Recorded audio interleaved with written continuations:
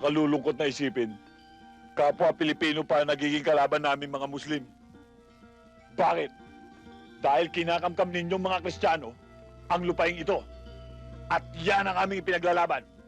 Ang maibalik ang bawat lupang kinamkam ng mga Kristiyano sa mga Muslim. Kayo, ikaw, Tiniente, ano ang inyong pinaglalaban? Wala kayong dahilan para tugisin kami para mga hayop sa aming mga sariling lupa. Wala kayong dahilan para patayin kami. Samantalang kami, ano? Nasa amin ang lahat ng dahilan para pagpapatayin kayo. Mga sundalo kami. At meron kami mga utos na sinusunod. May plano ang gobyerno para sa kaunlad ng Mindanao. Para sa kaunlaran ng bawat Pilipino. Oo, may plano ang gobyerno, pero hindi para sa lahat. Hindi para sa aming mga Muslim, kundi para sa iilan lamang mayayamang politikong gusto maghari dito sa buong Mindanao. Mga politikong sakim. Tingnan mo, Tiniente, kung sino nagmamayari ng malalaking lupain dito. Malalaking rancho dito.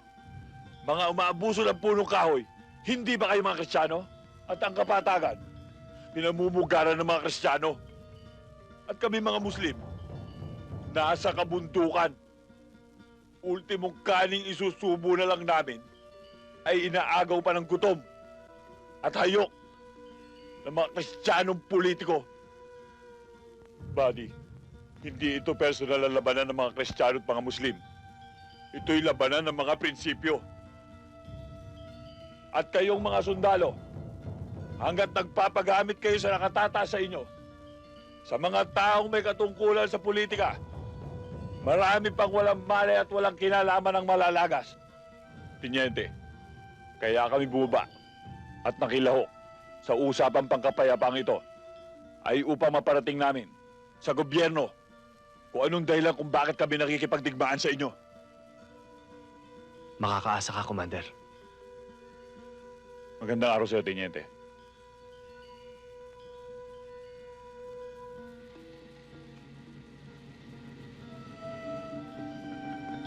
Buddy, tandaan mo, manos na tayo. Sinagip mo ang buhay ng pamangkin ko, tinabla ko ang buhay mo. Pero sa susunod, kung magkakaroon man uli ng digmaan at magkrus ang ating landas,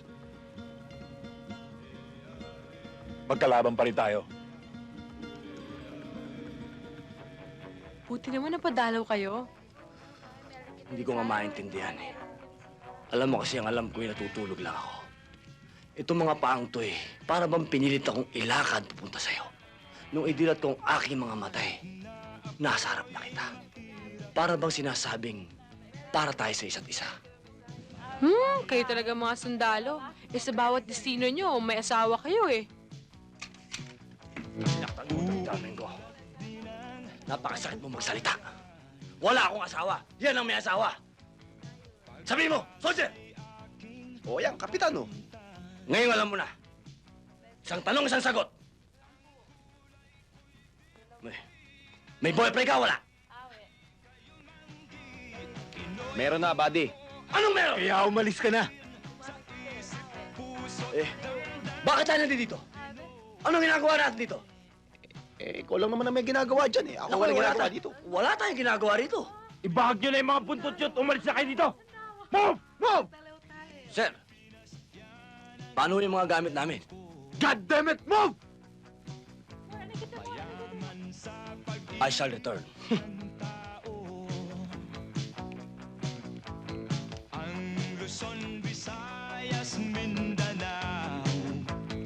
Alam mo, Linda, dito sa Basilan, walang pwede manligaw sa'yo kundi ako lang.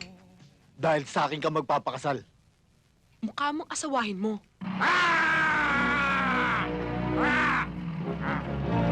Walang kakalaw!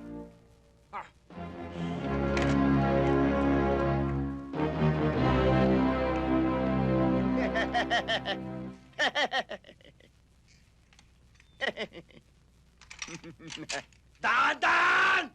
Dahan-dahan!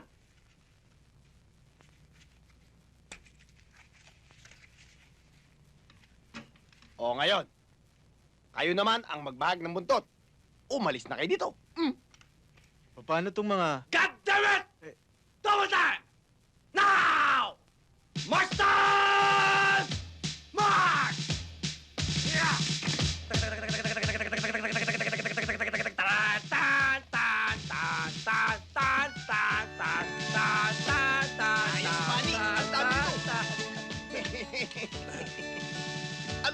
Takbo! Takbo!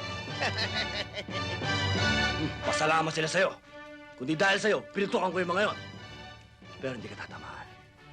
Okay lang yon. Eh talaga namang mayayabang ang mga yun eh.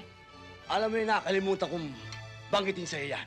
Binili sa akin ng nanay ko na pag ako inapi, kailangan gantihan ko, babalikan ko.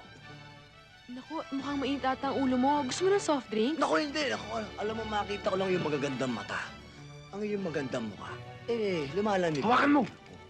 Bakit di tayo lumabas? At magsaya tayo. Ang gulo mo naman eh! Ano ka? Tingnan mo yun. Eh, ang daming jeep. At nakalimutan ko rin sabihin sa'yo. Sabi rin ng nanay ko, pag marami ang kalaban, hindi masama ang umatras.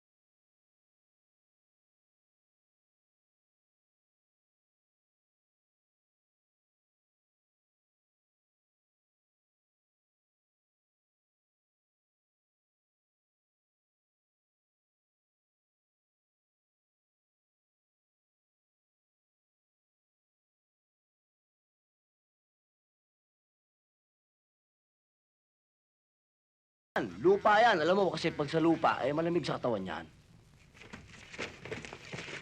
Ano to? The perimeter is clear. Ayos na ba yan? The land is mine. Okay! Okay! Kay kari ako, sandaan! Ang plano ko, gumawa ng mga 21 anak para isang platoon ang dating. Kampong-kampo. Eh, hindi pwede yun eh. Masama yun. Kailangan 3 lang. Kailangan sundan natin yung family planning. Ikaw ang bahala. Basta ako, you're my master. I'm your slave. Kahit anong sabihin mo sa akin, gagawin ko. Kahit magpakamatay ako ngayon. Pero wag ngayon. Wag ngayon. Arfa. May surpresa kami sa'yo, buddy! Yung bodyguard yan. Alam mo yan ang pinakamalapit sa akin eh. Alam niya kasing darating ka. Kaya yung sinasabi niya sorpresa, sigurado kung may regalo siya para sa atin, kukunin ko lang. Babalik ako, babalik ako. O, sige. I shall return. I can get now. Now, now. Buddy! May surpresa kami sa'yo! Buddy! May surpresa kami sa'yo, buddy! Ay, Diyos! Ano ba ito? Buddy! Ay na! Ay! Ayos pa nga! Buddy! Ayos! Pahala mo dito yan? Ayos! Mahal! Gusto na. Basta ka na. Abay, nako eh, talagang... Ayos pa, buddy! Ayos pa!